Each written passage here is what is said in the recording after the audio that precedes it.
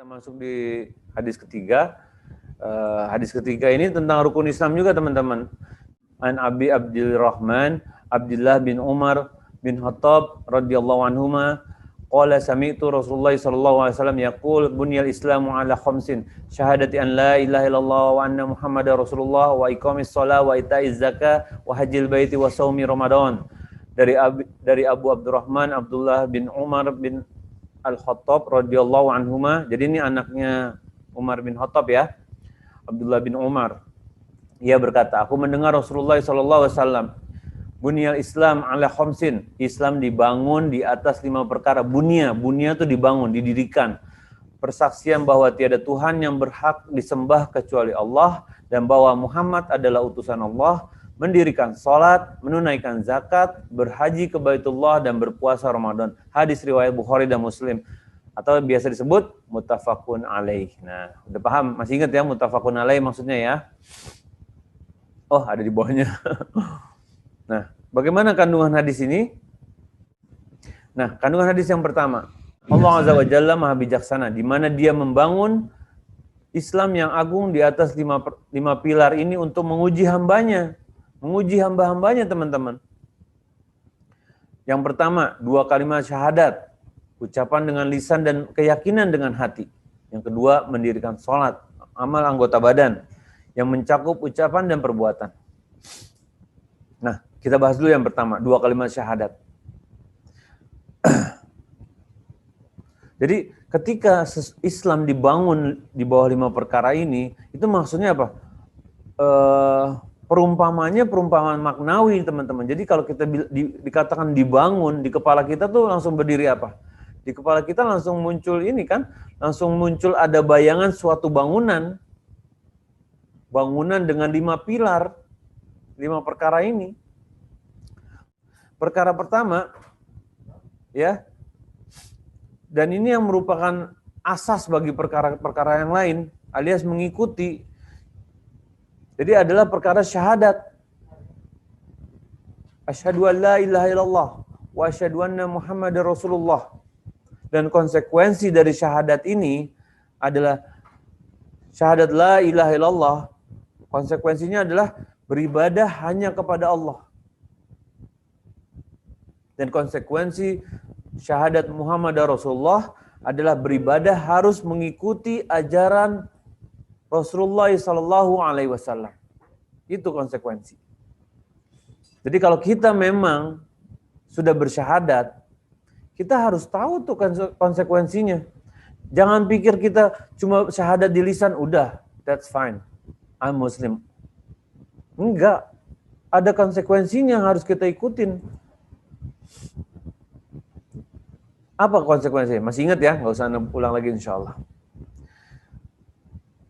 Selanjutnya,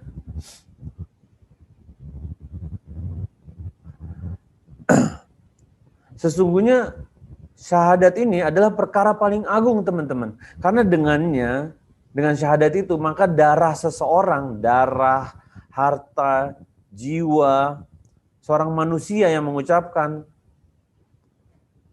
terjaga, serta haram untuk ditumpahkan. Jadi kalau ada seseorang sudah mengucapkan syahadat, udah aman semua tuh, hartanya, terus jiwanya, darahnya, nggak boleh ditumpahkan. Gitu. Dan dengan syahadat tersebut, Allah pula menerima seluruh amal solehnya. Jadi amal soleh itu nggak bakalan diterima sampai syahadat. Makanya kalau orang yang baru masuk Islam, ya, disuruh baca syahadat. Jadi itu merupakan gerbang untuk amal solehnya untuk mulai dihitung. Dan ketika ada seorang yang mau masuk Islam, itu harus disegerakan, teman-teman. Karena bisa aja dia mati mendadak sebelum dia mengucapkan syahadat. Akan jadi dosa tuh buat panitianya tuh. Udah tahu ada orang mau baca syahadat, ditunda-tunda. Ntar aja ya, besok aja ya, yang mau tanda tangan, yang bikin surat nggak datang, lagi cuti. Atau besok lagi deh, tunggu sunat dulu. Atau besoknya lagi deh, ini lagi liburan akhir pekan. Ada orang membaca syahadat, nggak apa-apa, udah syahadat aja dulu. Disaksikan tentu ya. Nanti kalau buat seremoni atau apa ya terserah kalau mau diulangi. Yang penting dia udah syahadat yang benar. Bisa dosa tuh. Kalau tiba-tiba dia pulang naik metro mini ketabrak, apakah panitia lembaga mualaf itu mau tanggung jawab? Dia nggak meninggal dalam keadaan muslim. Dan ini perkara berat teman-teman. Buat teman-teman yang punya yayasan mualaf center gitu, nggak boleh bermudah-mudahan perkara ini. Itulah pentingnya berilmu sebelum beramal. Karena efeknya bisa fatal. Kalau ketabrak metro mini kayak tadi, masih ada nggak ya metro mini? Udah nggak ada kayak metro mini. Nah, itu yang pentingnya untuk berilmu sebelum beramal. Baik, lanjut lagi, Sam. Mendirikan sholat, amal anggota badan yang mencakup ucapan dan perbuatan. Menunaikan zakat, ibadah maliyah yang berkaitan dengan harta, bukan badaniyah. D. Puasa Ramadan, ibadah badaniyah dari sisi yang lain, yakni dari sisi meninggalkan sesuatu. Berhaji ke Baitullah, bisa berupa ibadah badaniyah dan bisa juga berupa ibadah badaniyah dan maliyah. Baik. Insyaallah. Nah, yang kedua, tadi kan kita udah bahas mengenai syahadat. Sekarang perkara yang kedua adalah sholat. Kita udah bahas juga nih di beberapa kitab sebelumnya, bahkan di sifat sholat Nabi Muhammad SAW, di Usul Salasa, di Qawaidul Arba'. Udah kita bahas semua nih tentang sholat. Bahwa sholat adalah tiang agama, ini pasti udah sering dengar nih. Jadi ya, kenapa sholat dikatakan tiang agama? Karena bunyal Islam ala khomsin. Di sini tiangnya tuh maksudnya. Jadi tiang itu kan ada 5 nih. Ya, salah satunya nih sholat. Lalu apa? Sholat adalah perkara agama pertama yang diambil, yang hilang. Udah jarang tuh yang sholat tuh nanti kalau udah mau kiamat. Lalu amalan yang pertama seorang makhluk, seorang manusia yang dihisap teman-teman. Ditanya dulu tuh sholatnya. Kalau sholatnya baik, baik semua amalannya insya Allah. Tapi kalau sholatnya buruk, ya bisa dikira-kira sendirilah. Lalu dengan sholat adalah hubungan seorang hamba dengan penciptanya, dengan Allah Subhanahu wa Ta'ala.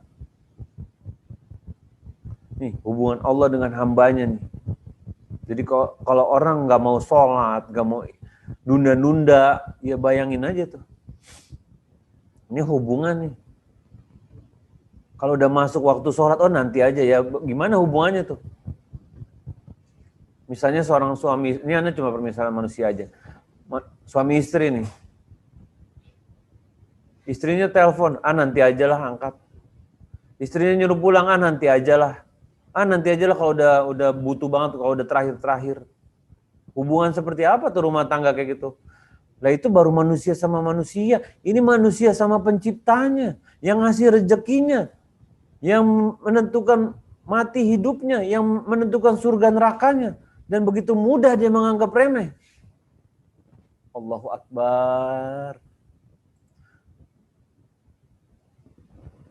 Apakah layak kita yang mengaku, oh Anda nih hamba Allah. Kalau mengaku hamba Allah, buktiin. Jangan cuma omdo. Semua bisa self-proclaim teman-teman. Gua hamba Allah. Giliran sholat, ntar sok. Giliran suruh puasa, nggak kuat, lemes. Giliran baca Quran, nggak bisa, males. Banyak kerjaan, padahal cuma ngecek IG tuh, baca WhatsApp. Suruh belajar agama, aduh Ana udah tua. Jadi hamba Allah yang seperti apa? Kalau memang mengaku hamba Allah, kita sadar kita diciptakan untuk ibadah deh. Kerja, cari biar bisa nafkahin anak istri, bisa beribadah lebih rajin. Belajar ilmu agama biar bisa ngajarin anak istri juga. Keluarga, mertua, orang tua. Sholat tambah, sholat yang benar. Pelajari wajib-wajibnya, pelajari sunnahnya, ya kan? Pelajari variasi bacaan doanya, tahu yang mana wajib, mana syarat sahnya sholat, mana rukun, mana sunnah. Sempurnain sholatnya. Jangan cuma asal, masuk sholat, waktu sholat, ya nantilah zuhur, nantilah jam 2. Tunggu udah mepet-mepet. Sholatnya injury time terus. Giliran nggak ada rezekinya, pusing kepala gue, rezeki kok nggak ada datang ya, ada yang WA gitu. Giliran dia, bro, sholat bro, udah azan, antar aja deh. Atau WA jam 7 pagi, sorry, baru balas, soalnya tadi sholat subuh dulu. Mak, sholat subuh jam 7. Malu sama kang sayur, malu sama tukang roti tuh. Tukang roti di rumah Anas jam 5 udah keluar. Ini sholat subuh jam 7 terus jam 9 tiba-tiba WA. Kok rezeki seret banget ya? Ya gimana hubungan lo sama Allah, bro? Perbaiki. Kita nih hidup buat ibadah. Gue kan ibadah ngurusin anak, istri. Ibadah sesungguhnya. Itu mah pelengkap aja.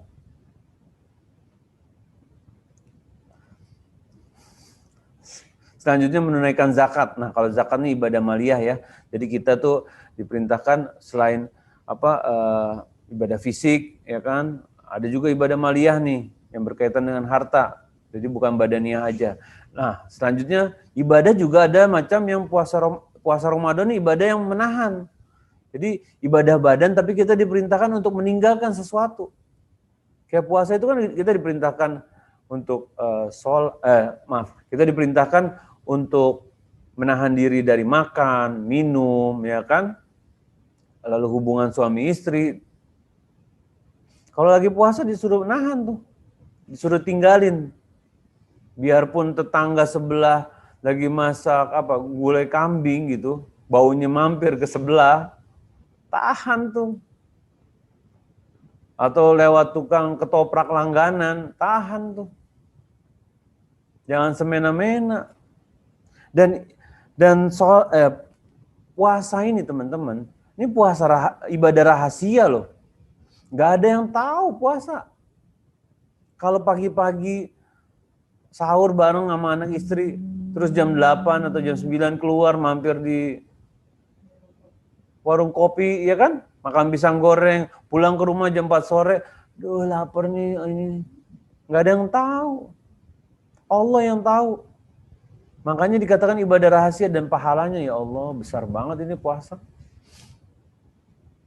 Hanya Allah yang tahu balasan puasa. Makanya yang udah puasa wajib tambah puasa sunnah. Jangan irit-irit. Apa ruginya sih puasa sunnah? Anda tanya, sebulan berapa hari? 30 hari. Puasa sunnah Senin Kamis, cuma 2 hari itu dalam sepekan. Dari 7 hari cuma 2. Nggak sebanding. Sebulan cuma 8 hari. 22 hari yang lain terserah mau makan mau enggak. Mau makan ketoprak tiap hari itu, kenapa ini tiba-tiba ketoprak terus? Biar mau makan tiap hari, kecuali yang 8 hari itu, nggak masalah. Tapi niatin Senin Kamis, Ayamul Bid, dan pahalanya besar teman-teman. Dan jangan syariat itu diciptakan untuk memudahkan manusia. Nanti akan terasa tuh, gimana kita mulai mengerem hawa nafsu, mulai sabar, ya kan? Mulai menghadapi sesuatu lebih tenang. Itu hikmah dari puasa tuh. Mulai takut kepada Allah, nggak berani untuk membuka hal-hal yang maksiat di handphone walaupun anak istri nggak ada yang tahu. Itu hikmah puasa tuh. Dan itu perlu dilatih. Cuma 8 hari sebulan. Ditambah Ayamul Bid 3 hari 11 hari. Kali setahun. Kali 10 tahun. Masya Allah, pahalanya besar. Dibandingkan tiap hari makan, minum. Kayak Umi Ana, Masya Allah. Beliau, qadarullah, sakit gula. Sebelumnya makan ini naik, makan itu naik, ini naik. Terus beliau hafizallahu taala mulai puasa. Dan apa? Keajaiban, Masya Allah, hikmahnya puasa juga. Kadar gulanya normal tuh. Cuma Senin Kamis saja. Senangnya dia, Masya Allah. Alhamdulillah. Selain dapat rezeki kesehatan, insya Allah dapat rezeki pahala juga dari Allah Subhanahu Wa Taala. Makanya yuk, yang belum ngerjain puasa Senin Kamis, semangat. Mungkin belum bisa Senin dan Kamis, ya udah Senin dulu atau Kamis dulu, mana yang nyaman. Nanti kalau udah bisa, bulan ini mau coba yang Seninnya dulu. Atau kalau udah bisa Kamisnya juga. Selang-seling deh. Pekan ini Senin Kamis, pekan depan Senin doang. Ya, nanti terus-terus insya Allah terus. Latihan nih, 70 hari lagi puasa Ramadan.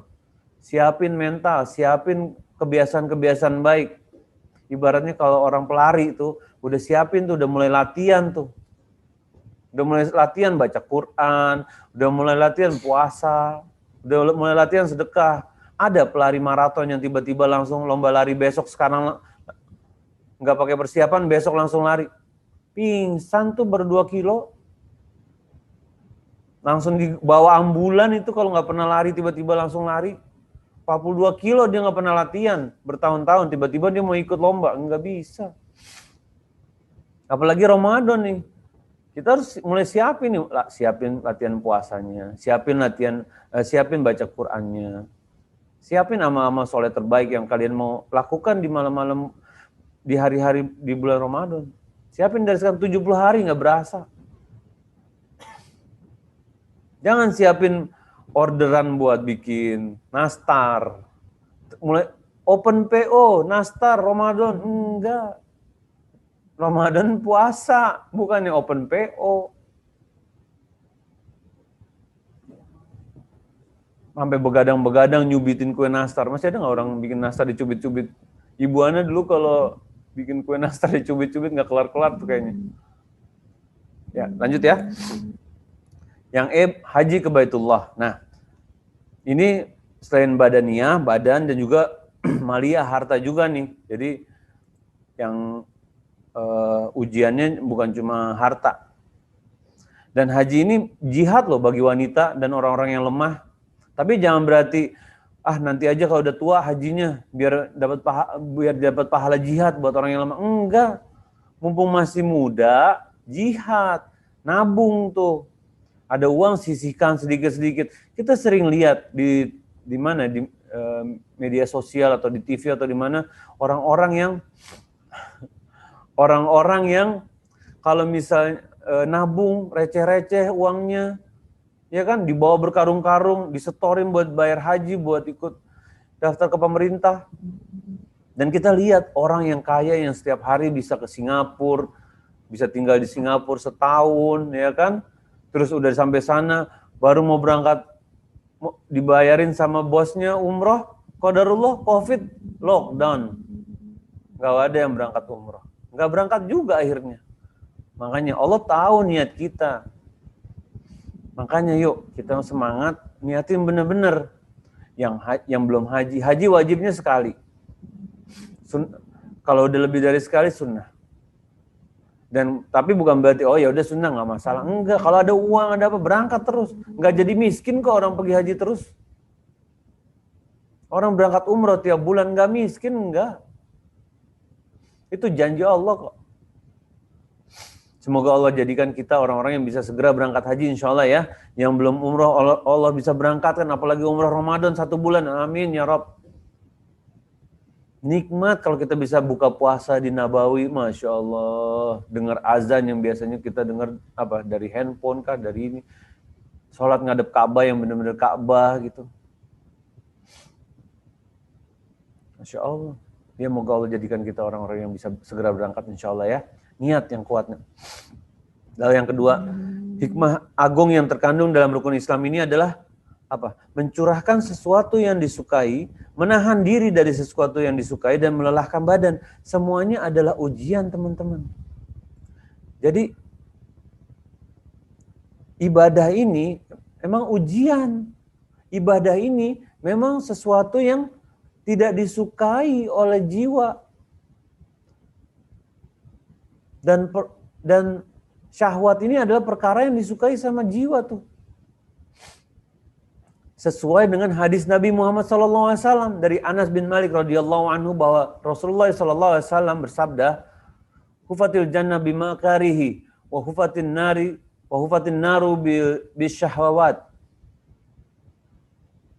Artinya apa? Surga itu diliputi perkara-perkara yang dibenci oleh jiwa dan neraka itu diliputi oleh perkara-perkara yang disukai syahwat.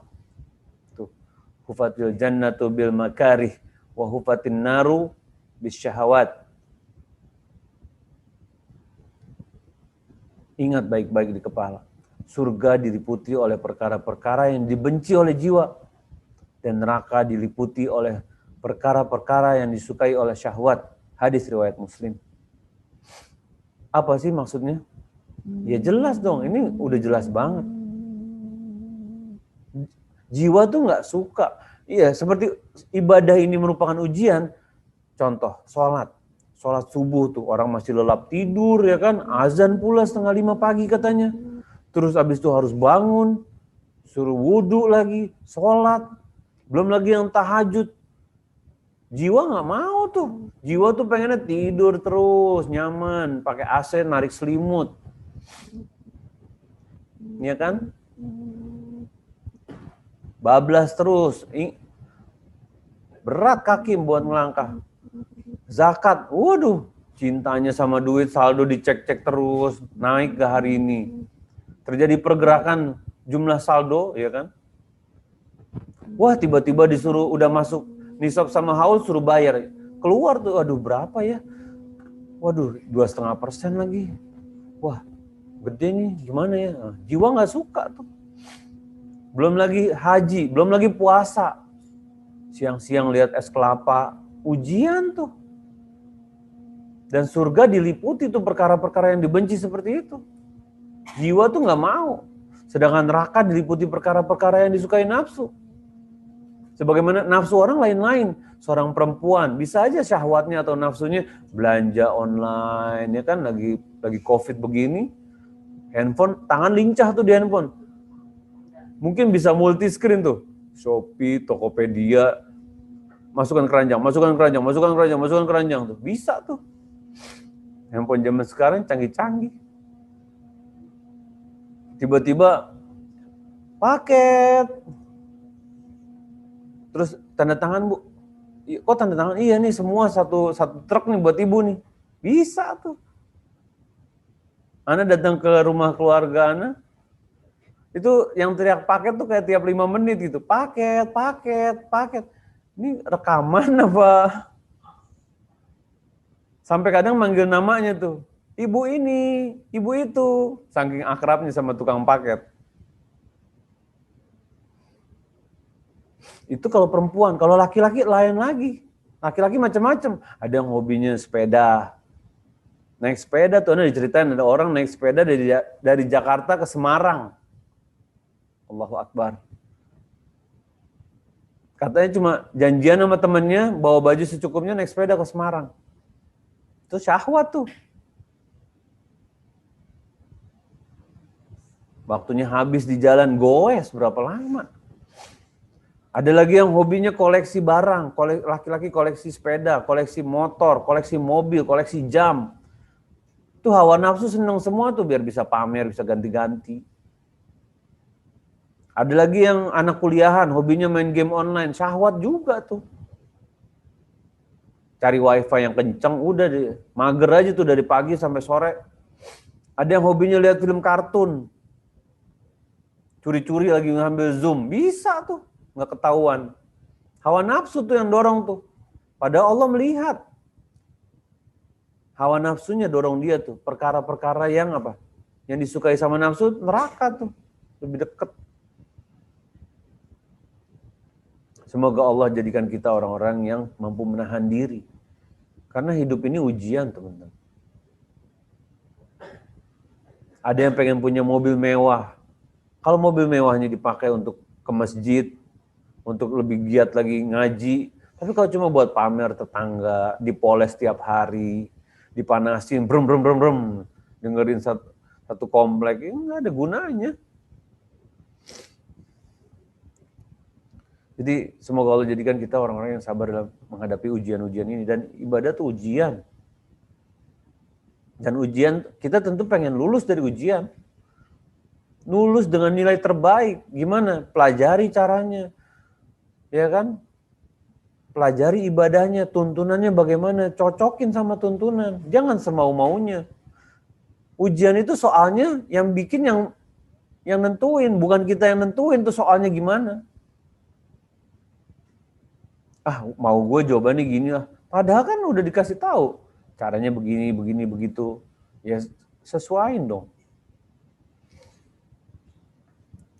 Dan yang ketiga atau penutup untuk malam ini, insya Allah besok kita lanjutkan dengan yang keempat, amal itu tergantung penutupnya. Insya Allah hari Jumat kita lanjutkan insya Allah ya. Sekarang untuk yang malam ini, yang ketiga adalah Allah memvariasikan 5 macam pilar ini pada aspek-aspek tersebut agar ujiannya menjadi lengkap. Jadi dalam kehidupan, selain ada ujian musibah, ya kan, terus nikmat rezeki, ibadah ini juga ujian. Dan ujian anak yang nggak nurut, itu ujian juga tuh. Bagaimana sabar, nasehatin. Ujian macam-macam dan tiap orang lain-lain ujiannya. Ada yang udah nangis, waduh, apa sih? Iya, berarti ujiannya sepele. Ada yang lebih berat lagi ujiannya. Aduh, berat banget hidup gua. Kenapa, bro? Ini kaki gua cantengan. Ya Allah, ujiannya cantengan. Masih ada yang cantengan di sini. Ada orang yang ujiannya biasanya dia kerja dengan proyeknya, dengan dasinya, urusan dengan orang-orang penting, ya kan? Terus mesti sogok sana, suap sini. Allah jadikan tuh semua ketutup. Itu bukan ujian tuh, itu sebenarnya hidayah sebenarnya. Harusnya bersyukur tuh kalau misalnya bisnisnya jadi gagal, jadi rontok tanpa harus ketangkep, tanpa harus dibongkar sama Allah. Karena yang dia lakukan adalah kerusakan. Dan ketika Allah jadikan terhenti, harusnya bersyukur. Bukannya malah meratapi, kenapa nasib gue begini, begitu. Yang masih terus melanjutkan perbuatan pelanggaran-pelanggaran terhadap perintah Allah, itu yang harusnya siap-siap tuh. Karena dia menantang perintah Allah. Jadi buat kita semua yang masih ada perbuatan-perbuatan yang melanggar, berhenti deh. Amal soleh kita terlalu sedikit. Jangan ditambah dengan melakukan pelanggaran-pelanggaran. Jadi yuk kita hentikan pelanggaran-pelanggaran dalam perkara agama dan kita mulai perbanyak perkara-perkara dalam amal soleh. Dan kita berharap dan kita ikhlaskan karena Allah agar perkara-perkara amal soleh kita ini diterima oleh Allah. Jangan yang amal solehnya dikurangin, yang amal buruknya ditambahin, itu kan rugi. Karena dosa pasti dicatat. Amal soleh dicatat, tapi ikhlas diterima atau enggak belum tentu. Bisa aja pas lagi mengerjakannya, ada yang ikhlas, ada yang enggak, ada yang ikhlas, ada yang enggak. Bisa jadi, atau bisa jadi enggak ikhlas semua. Jadi kita sebagai umat Islam tuh harus hidup di antara dua perkara. Di antara takut kepada siksaan Allah dan berharap kepada rahmat Allah. Nggak boleh terlalu takut banget sehingga kita nggak punya harapan terhadap rahmat Allah. Nggak boleh kita berharap dengan rahmat Allah terlalu sampai kita udah Allah Maha Pengampun santai aja. Nggak boleh. Kita harus hidup di antara dua-duanya. Itulah umat Islam yang umat pertengahan sesungguhnya. Gitu. Mungkin untuk malam ini pembahasannya sampai di sini. Kita tutup dengan doa kafaratul majlis. Subhanakallah wa bihamdihi asyhadu an la ilaha illa anta. Assalamualaikum warahmatullahi wabarakatuh.